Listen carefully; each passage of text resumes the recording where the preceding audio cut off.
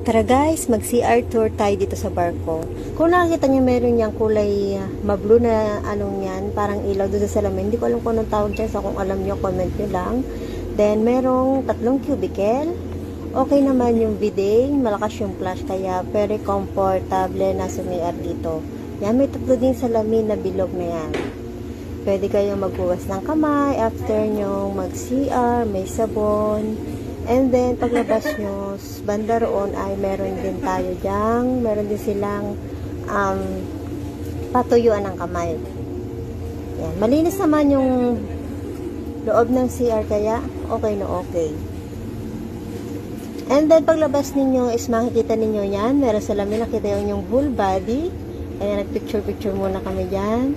And then, paglabas nyo ay makita nyo yung view ng dagat. At dito sa part na to is merong 7-Eleven. So, pipila na kami dyan para bumili na